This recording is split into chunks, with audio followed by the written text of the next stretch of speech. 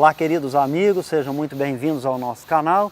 Estamos aqui hoje nesse ambiente maravilhoso da Fundação Presidente Antônio Carlos em Uberaba, que nos cede este espaço para gravarmos o nosso programa Conduta Espírita. Então seja bem-vindo. Estamos estudando o capítulo 27, mas no episódio 28. Esta obra Conduta Espírita que analisamos aqui no nosso programa foi ditada por André Luiz ao médium Valdo Vieira no ano de 1960. A obra é uma edição da Federação Espírita Brasileira. Convido você para estudarmos este capítulo que tem o curioso título da Conduta Espírita perante a mediunidade.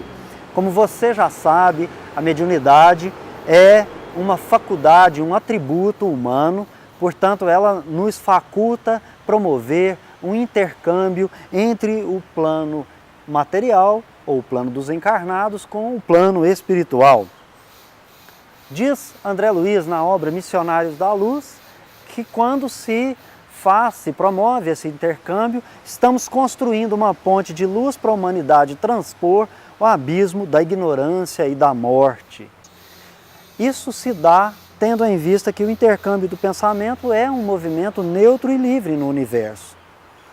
Mas não pense você que quando este intercâmbio é promovido, isso acontece ao acaso, desavisadamente, atabalhoadamente e de acordo com a situação que for sendo encontrada, então vai sendo usada. Não é assim.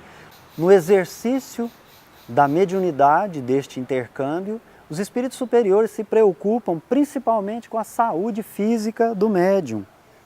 Há um exemplo na obra Missionários da Luz, que é sobre a psicografia, onde os espíritos nos dizem que não é só pegar na mão do médium e sair escrevendo.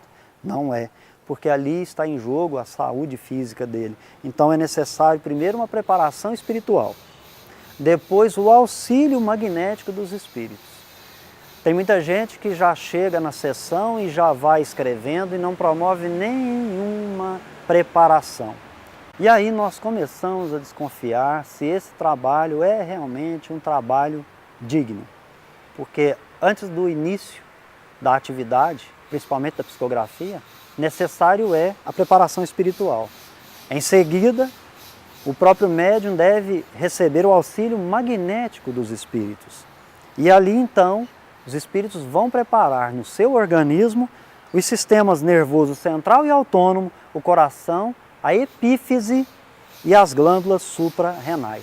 A epífise, ela assume um importante papel, porque quando o corpo é analisado como um grande laboratório de forças vibrantes, e o cérebro em particular, tendo ali essa glândula epífise, ela vai favorecer a ligação do médium com o plano espiritual. Então não é algo simples, é algo bem trabalhoso, é algo que necessita de uma grande preparação, por isso que tem que ter dia, tem que ter hora, tem que ter clima, tem que ter toda uma preparação para o trabalho. O próprio André Luiz escreve sobre essas e outras coisas na obra Desobsessão. A epífise, para que você compreenda melhor, ela segrega hormônios psíquicos ou unidades forças, controlando os impulsos sexuais com o seu potencial magnético. Tem ascendência sobre o sistema endócrino e comanda as forças também do subconsciente. É ela que efetua os suprimentos de energias psíquicas, controlando as emoções. Sendo a mediunidade um atributo de todo ser humano, todos nós somos médiuns. O intercâmbio do pensamento é um movimento neutro e livre no universo. Isso está lá registrado na obra Missionários da Luz. E aqui, estudando a obra Conduta Espírita, objetivamente, já entrando no capítulo 27, qual é a conduta que assumimos perante a mediunidade? Qual é o desejável? O que os espíritos superiores esperam que cada um de nós que vamos aí adentrar a esta seara, vamos trabalhar a mediunidade, vamos auxiliar a nós mesmos e aqueles espíritos que têm a necessidade de se comunicar com o nosso plano, como é que nós vamos aí percebendo a nossa conduta espírita. Como é que você tem procedido na sua casa espírita? Como é que você tem procedido no seu culto no lar? Como é que você tem procedido perante a mediunidade? Há uma conduta desejável e é isso que nós vamos tratar no nosso programa de hoje. Na obra Conduta Espírita, nós vamos verificar que André Luiz esclarece que a mediunidade não é uma coisa que a pessoa recebe aleatoriamente. Na verdade, ele traz do Atos dos Apóstolos, no capítulo 2, versículo 17, que nos últimos dias acontecerá, diz o Senhor, que do meu Espírito, do Espírito de Jesus, do Senhor, derramarei sobre toda a carne. Então aqui nós estamos imaginando, a partir daquele movimento que se inicia com as irmãs Fox, depois as mesas girantes, todo aquele movimento mundial e planetário, e depois, claro, com a codificação espírita, a partir do advento ali do Livro dos Espíritos. O que seriam esses últimos dias? Juízo final? Claro que não. Não se trata de juízo final. Se trata de fim de ciclo. Estamos agora no fim do ciclo, separando bodes das ovelhas. Você está percebendo o clima planetário? Percebe o clima no Brasil? Está percebendo o clima na nossa cidade? Pois é a separação do bode e da ovelha. Em que sentido que é isso? Você não mais consegue controlar as suas emoções, a sua máscara cai e você mostra quem você é, o que você deseja, o que você pensa, qual a sua vontade e com quem você sintoniza. É nesse sentido que nós precisamos lembrar que nós estamos então atravessando aí os últimos dias, mas não como uma ida para o céu e a beatitude eterna ou uma ida em penas eternas para um inferno. Não serão, como dito para nós nas mensagens, apenas as emigrações e imigrações de uma infinidade de espíritos. Aqueles endurecidos vão para planetas mais primitivos e aqueles demais que estão aí no caminho, na senda do bem, permanecerão aqui ou terão a oportunidade de auxiliar em planetas mais ditosos.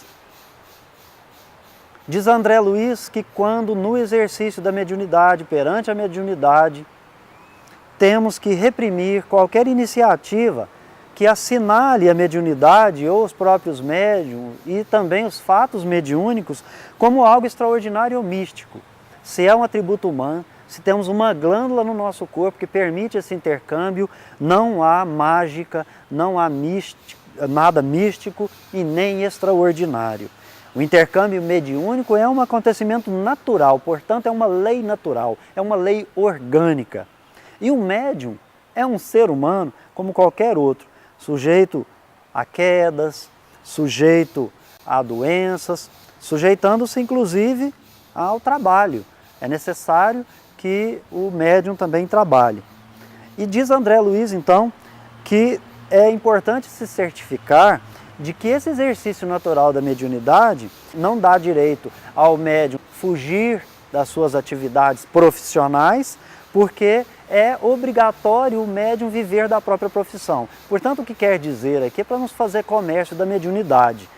Ele deve viver, obviamente, da honestidade de sua profissão dentro daquela sociedade à qual ele pertence. Então ele precisa ter uma ocupação útil. Como temos no Livro dos Espíritos essa conceituação de que trabalho é toda ocupação útil, então o médium deve procurar, além do exercício da mediunidade, uma ocupação útil. Não pode haver assistência digna onde não há o dever cumprido. Ora, como é que eu quero auxiliar os espíritos ou aquelas pessoas que necessitam das mensagens consoladoras se eu não assumo as minhas responsabilidades perante os meus? Se eu não assumo a minha responsabilidade perante o meu empregador, perante os meus clientes, perante todos aqueles que estão aguardando o exercício da minha função e profissão, daquela atividade a qual eu me comprometi perante a sociedade. É importante que o médium tenha precaução contra pedidos que não são adequados para o plano superior. E o médium também deve se importar muito com aqueles pedidos descabidos que são feitos e que quer-se que se dirija aos espíritos superiores. Então ele deve se abster, ele deverá dizer não, com muito amor, com muito respeito. É importante ele não dar vazão a esse tipo de iniciativa. Os médiums são companheiros comuns que devem viver normalmente as experiências e as provas que lhes cabem. Então não é facultado ao médium fazer questionamentos aos espíritos superiores acerca daquele negócio, daquela aquisição de um bem, daquele problema particular que vive em sua casa. Não é para isso que há a atribuição dessa faculdade, desse atributo humano que é a mediunidade. É necessário, então, como dito, que se viva normalmente as experiências de dor, de alegria, de busca da felicidade, de convivência entre os nossos semelhantes. Não se deve elogiar de maneira alguma o medianeiro pelos resultados do seu trabalho. É possível você agradecer, mas sem ficar sendo lisonjeiro. Isto pode ativar a vaidade do médium e aí você estará auxiliando a sua própria queda. Para nós, todo o bem puro e nobre procede de Jesus, nosso Mestre e Senhor. Então se lembre disso, se lembre que aquela faculdade mediúnica está sendo derramado sobre toda a carne. Então é uma faculdade que está sendo permitido, mas através do bem nobre e puro que procede de Jesus. Então não procede do médium, então fique tranquilo, não fique vaidoso, a mediunidade da mesma forma que veio pode ir embora. Ainda mesmo premido por extensas dificuldades, sempre colocar o exercício da mediunidade acima dos eventos efêmeros limitados que varrem constantemente os panoramas sociais e religiosos da Terra. E tratando-se disso, agora, recentemente, nós estamos vendo o uso de uma mensagem atribuída a um grande médium, mas o tratando como se fosse um profeta, coisa que ele não é e nunca fez conta de se tratar como tal, pelo contrário, ele sempre se colocou como menor entre os menores e hoje se está usando isso para algo relacionado com evento social, com acontecimento social. Lembrando a você que a eleição para Jesus e para Ismael é secundário, basta você ler em Brasil, Coração do Mundo, Pátria do Evangelho, você vai ver esse diálogo entre o mestre com o anjo guardião do nosso país. A mediunidade que você já percebeu que é detentor dela, porque está ostensiva, está aflorada, ela não é um talento que você deva enterrar. Então, quando for falar sobre fenômenos mediúnicos, vá para um ambiente receptivo a isso. O culto no lar pode te ajudar de alguma maneira, com muito cuidado, com assistência, mas o local mais adequado é as casas espíritas, onde tem ali pessoas sérias que vão tratar essa mediunidade com seriedade, não com brincadeira e não utilizando para eventos comuns da nossa vida, aqueles que são secundários para Jesus, como dissemos. Há terrenos que ainda não estão amanhados para a semeadura. Então, se você vai semear, comece por outro caminho, não comece pela mediunidade logo de uma vez. E assim, no exercício da mediunidade, prossiga sem vacilações no consolo e no esclarecimento das almas, esquecendo os espinheiros e as pedras do vale humano, para conquistar a luz da imortalidade que fulgura nos cimos da vida. Ora, aqui lembramos fatos que aconteceram com Chico Xavier.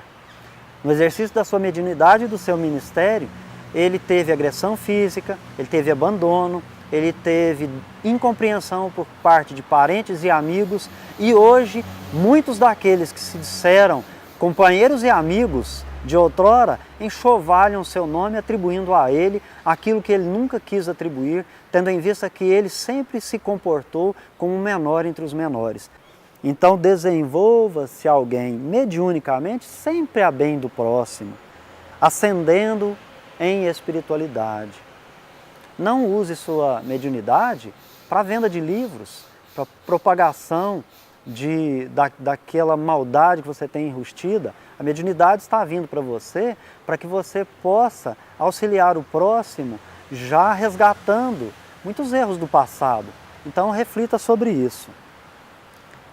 E assim, meus amigos, nós terminamos essa breve reflexão. Esperamos que você tenha gostado. Se gostou, curta, compartilhe o vídeo, toque no sininho, divulgue entre os seus, nos auxilie nos nossos projetos e esperamos você para o nosso próximo episódio. E no próximo episódio vamos estudar o capítulo 29, não se esqueça disso. Nós ficamos por aqui, você fique com Deus, revelare religiosidade e espiritualidade. Um abraço.